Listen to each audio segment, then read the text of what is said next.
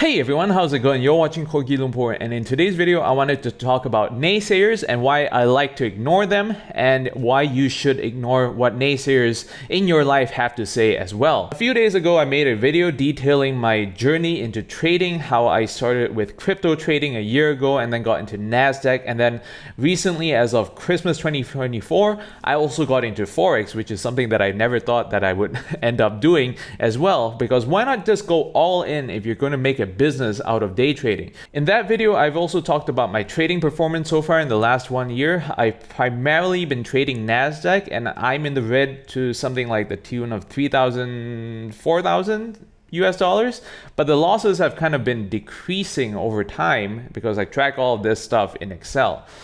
There is also my crypto account, which I paused after initially starting early last year, and I recently resumed crypto trading in the last 1 month or so. That account has been up recently and it has been down a little bit since I made that video, and so I'm just putting a pause until I'm refining my strategy here. Same thing with the forex account. I started in December, I got to break even in January. I made a little profit most of this month, and recently I'm just down a little bit more. I'm sure after hearing these performance numbers, a lot of these haters and naysayers are going to say, that's exactly what I told you, bro. Trading is gambling. You can't make a consistent income out of it. You can't make any money. 95 to 97% of people who try trading end up losing their money, failing, and then just quitting. It's just gambling. You should just find a real job, find a better job. You've already had a good career, bro. Why don't you just get a promotion? Why don't you just apply for a higher level position? Now the thing is, I've heard all these lies before and I used to believe them in the past. I used to think that trading is difficult, trading is gambling, you can never make good money out of trading. And that's something that I no longer believe in after my experiences in various different topics outside of trading. And after just sitting down and putting all of these things together, all the different naysayers across the different topics that I'm about to name as examples seem to all have one thing in common.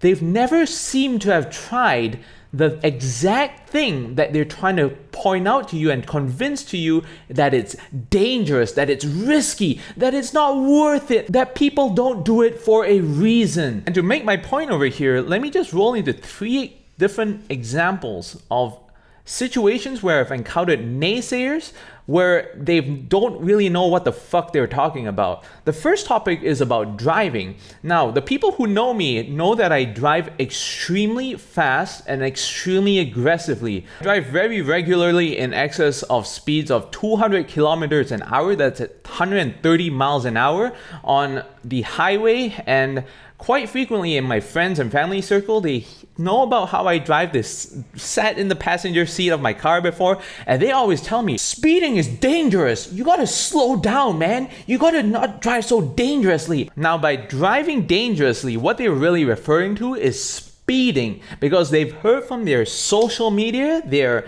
friends, their family, their governments, their minister of transportation in the country that they live in, that speeding is dangerous. And whenever I ask them, have you ever driven at 200 kilometers an hour before? And then they're like, no, it's dangerous. And I'm like, I have.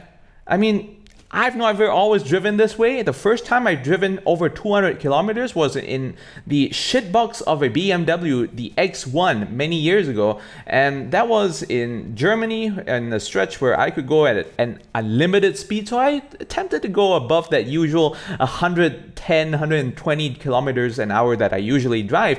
And when I hit 200 kilometers, it was kind of anxiety inducing for the first couple of drives.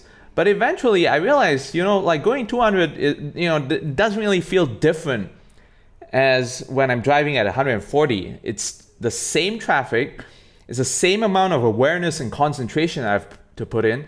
It's just that I've kind of increased my tolerance to that speed. And the thing that these people don't realize, especially if they're from Asia, is that I don't drive like a typical Asian driver. I have what I call the Autobahn standard, where I actually keep a long ass distance away from the next car if I'm driving at an extremely high speed. But sadly, a lot of retards also seem to think that that space is for them to merge into and overtake the next car at basically half the speed that I'm going. It's not for you to get in and try to overtake a million lorries and a million buses. That space is for me to be able to stop in time in the event that I have to brake from such a high speed.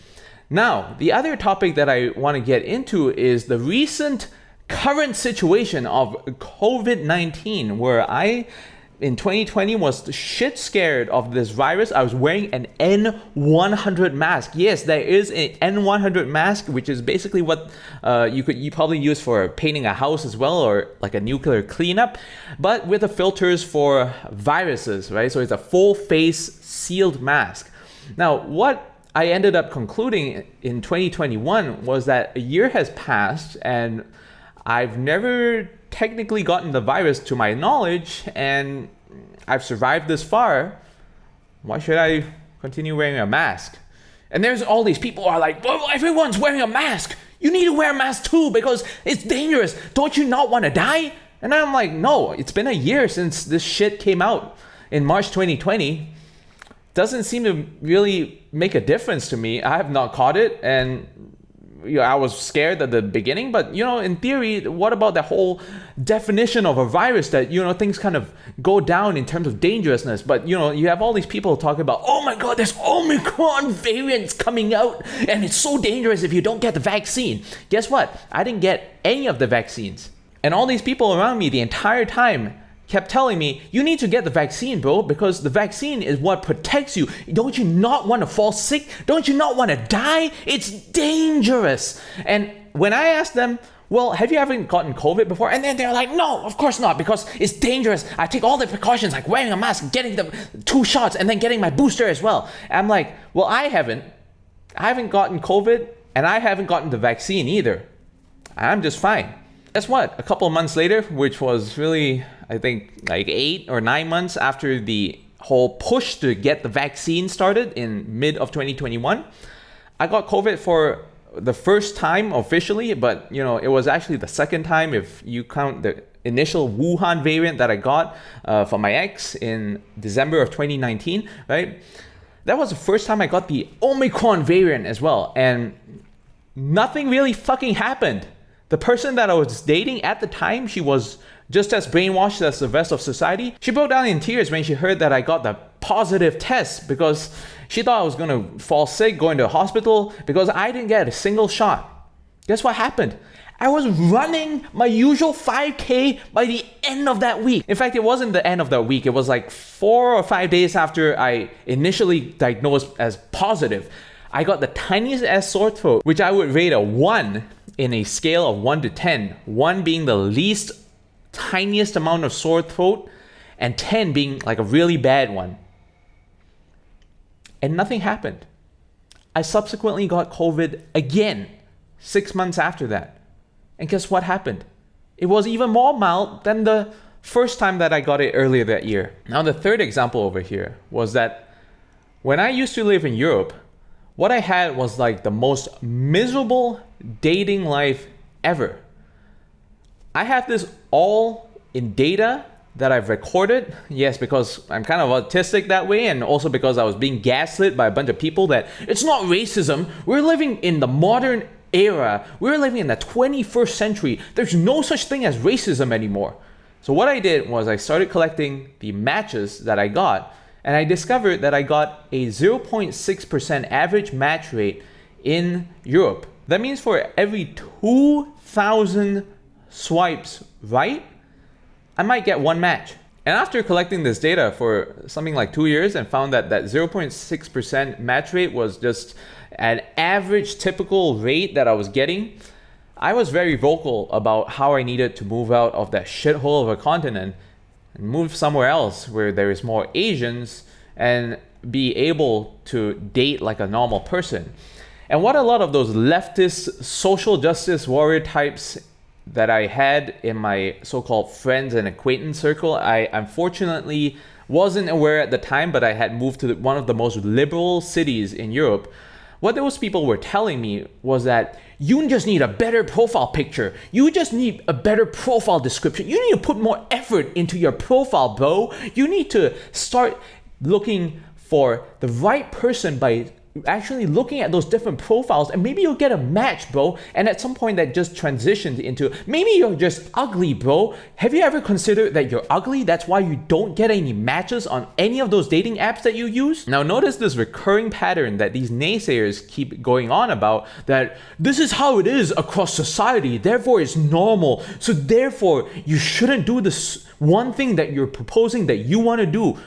Whether it's trading, whether it's driving at a high speed, whether it's not wearing a mask and getting no vaccines, or moving away from what is the best continent on earth, Europe. Europe is #1 on this planet. USA sucks, bro. USA, they have no rights. They can fire people at any time for no reason. The health insurance and all the medical bills are so expensive. You're gonna die broke and poor in the USA. And in Asia, well, obviously they're not better than Europe. Europe is the best continent ever. Notice this pattern that goes on with these naysayers. Have any of these people tried being an Asian guy in Europe and trying to date around and looking at what their miserable ass match rate was? Have they ever tried being that same Asian guy and moving back to a place like Asia where there's more Asian people and trying out dating over there, and then realizing that none of it is due to profile pictures or profile descriptions, or because I didn't read any profile lines within those prospective matches, or because I was just ugly? No. None of them did. You know what I did? I went against their advice. I moved back to Asia, and my match rate skyrocketed to an average of 8 to 12%. And that kind of seemed to vary a lot, which is why there's like a range over there, depending on time of year maybe. At some point I just stopped tracking it because I was getting a good enough match rate, like a normal person, to be able to not maintain that autistic Excel sheet anymore. I've managed to accomplish my so-called dating goals, or whatever you want to call them, and have a person that I'm seeing right now, which is way better than I ever had when I was living in Europe. What do those people have to say? I use the exact same profile picture, the exact same profile description. I continue not reading those profiles because nobody actually reads those things unless you're an idiot on those dating apps.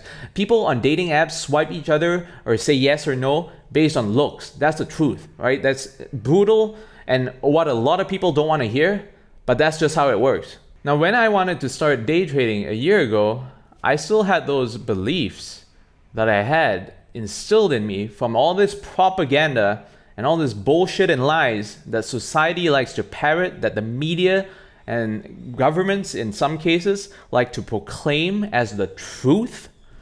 And I looked at that mindset that trading is not something that can be done consistently or profitably or by anyone out on the street.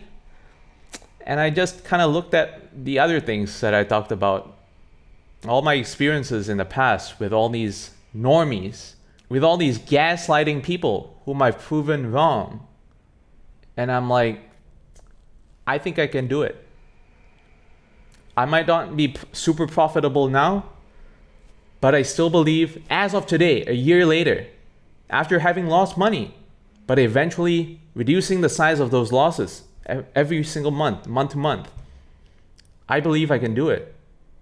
I believe I can make a shitload of money from trading, and there's nothing that people can say to stop this. And that's what gets people the most hopping mad whenever they see someone who swims against the stream of bullshit and propaganda that the media and society flush onto your face since you're a young age. That's what triggers people the most.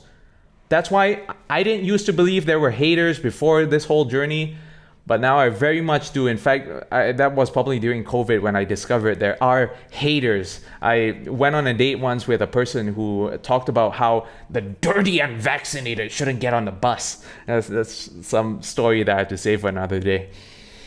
That's it for today, and I hope you learned something. See you all in the next video. Goodbye.